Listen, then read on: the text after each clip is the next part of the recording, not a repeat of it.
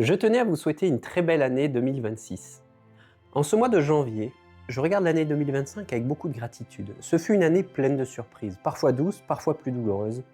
Je remercie sincèrement toutes les personnes qui ont partagé mon chemin cette année, dans les moments de joie comme dans les défis. Un grand merci tout particulier à vous que j'accompagne chaque jour. Merci pour la confiance immense que vous m'accordez. C'est un privilège de cheminer à vos côtés, d'être le témoin de votre courage et de votre vulnérabilité. Grâce à vous, je continue de réaliser mon rêve, accompagner des femmes et des hommes à réenchanter leurs relations et à redonner du sens à leur couple. C'est ma manière, à mon humble niveau, de contribuer à une humanité plus épanouie et plus vivante. Pour cette nouvelle année 2026, je vous souhaite beaucoup de douceur pour mieux naviguer dans cette magnifique et exigeante aventure initiatique qu'est l'amour.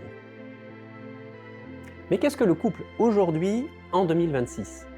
Nous vivons dans un monde où l'on nous pousse à être de plus en plus nous-mêmes autonomes et épanouis.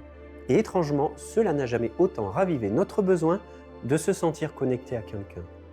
Nous sommes tiraillés entre l'envie d'être un jeu complet et celle de nous construire un nous solide où l'on se sent en sécurité. Le couple en 2026 est cet espace unique, parfois chahuté, où l'on essaie de faire cohabiter l'indépendance et l'intimité la plus profonde. Il y a aussi le bruit du monde, ces réseaux sociaux qui nous montrent des vies parfaites, des amours idéaux qui n'existent pas. Cette pression peut insidieusement user notre cœur, créer de la jalousie et nous faire douter de ce que l'on a. L'ère numérique, en s'immisçant partout, nous donne l'impression de toujours être connectés, alors que parfois, c'est ce qui nous éloigne le plus de l'autre. Les messages instantanés peuvent remplacer un vrai regard, un vrai dialogue et créer des malentendus. Chaque couple est une alchimie singulière, une danse parfois hésitante où l'on cherche à être un nous sans jamais se perdre en soi-même. La personne qu'on choisit agit souvent comme un miroir, parfois sans pitié, qui nous renvoie des aspects de nous-mêmes qu'on ignorait ou qu'on préférait cacher. Le choix de notre partenaire n'est jamais un hasard, il est guidé par nos peurs, nos désirs, nos blessures passées. L'autre, dans sa singularité, vient forcément toucher nos propres zones d'ombre. C'est dans le couple que nos manques affectifs se manifestent le plus intensément. Prendre conscience de ces manques est le premier pas vers une relation plus apaisée. Laissez-moi vous raconter l'histoire d'Antoine et Lucie. Ils s'aiment, ils ont 2 enfants, mais en arrivant à mon cabinet fin 2025, ils se sentaient comme 2 étrangers vivant sous le même toit. Leur quotidien était devenu une suite de tâches logistiques rythmées par le bruit des notifications de leur téléphone. Lucie se sentait seule même à 2. Antoine, lui, se sentait constamment critiqué avec l'impression d'être une sorte de fournisseur de services plutôt qu'un partenaire.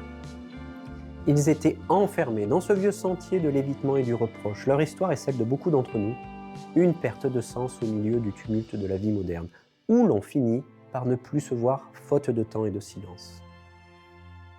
Pour accompagner Lucie et Antoine et tant d'autres couples vers ce réenchantement, j'utilise une méthode structurée qui permet de transformer les défis en source d'épanouissement. La première étape est celle que j'appelle comprendre le passé, c'est-à-dire la prise de conscience. On ne peut pas guérir ce que l'on ne voit pas. C'est dans cette première étape que nous explorons les racines de la difficulté. Il est important de comprendre que l'autre n'est pas le remède miracle à nos blessures, mais il peut offrir un terrain fertile pour la guérison. Pour Antoine, les critiques de Lucie réactivaient inconsciemment le sentiment d'impuissance qu'il ressentait enfant face à un parent jamais satisfait. Nous avons mis en lumière leur schéma de répétition. Antoine fuyait dans le travail, une sorte d'évitement, et Lucie poursuivait par le reproche, une sorte d'anxiété. Je vous invite à vous poser ces 2 questions. Qu'est-ce que le comportement de mon partenaire réveille de mon enfance ? De quoi ai-je réellement besoin quand je me sens en colère contre l'autre ?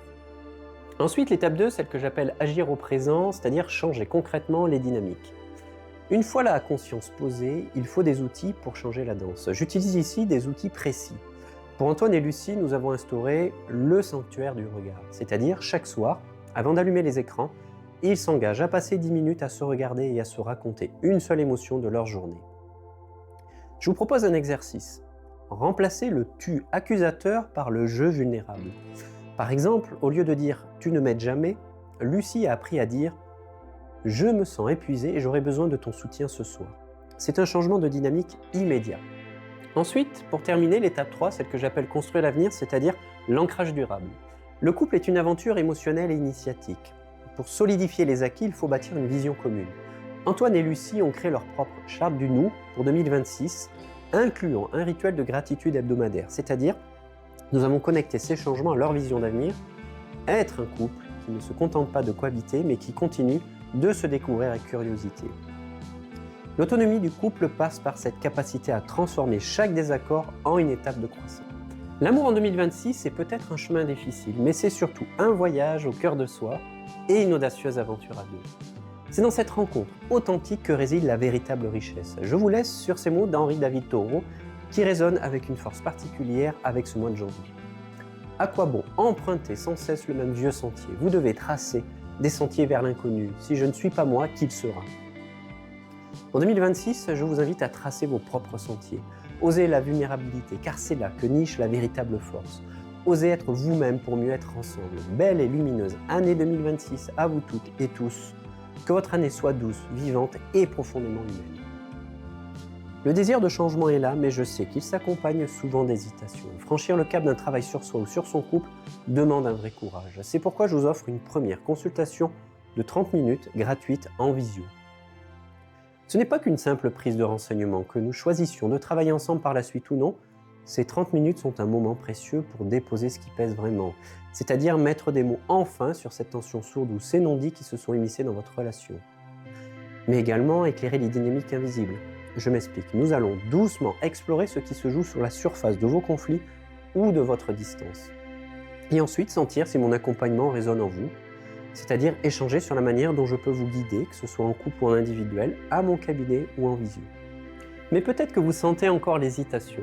C'est normal, l'hésitation, c'est souvent la voix de vos peurs profondes. Mais si on l'écoute trop, on reste paralysé dans une situation qui, elle, ne fait qu'empirer.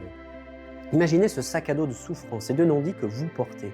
Mon invitation, c'est de vous autoriser à le déposer. N'attendez pas que son poids devienne insupportable. Il n'y a pas de moment parfait, il n'y a que ce premier pas, courageux, vulnérable et sincère. Venez vous autoriser à vous retrouver avec plus de légèreté, de vérité et d'amour. Cette première consultation offerte est un moment que je vous réserve avec soin. Je vous invite à prendre un instant pour répondre à ces 3 questions fondamentales. Elles vous permettront de vous assurer que vous êtes prêt à vous engager dans un travail de fond et que mon accompagnement est le bon pour vous. Quel est le coût émotionnel de votre situation actuelle? Qu'attendez-vous réellement de cet accompagnement? Êtes-vous prêt à vous investir en temps, en énergie et en argent pour transformer durablement votre relation? Afin d'illustrer mes propos, j'ai choisi de vous partager quelques extraits de l'histoire de Lucie et Antoine, un couple que j'ai eu le privilège d'accompagner, bien entendu. Les extraits sont partagés avec leur accord et dans le respect de leur confidentialité. Les prénoms ont été modifiés. Prenez bien soin de vous.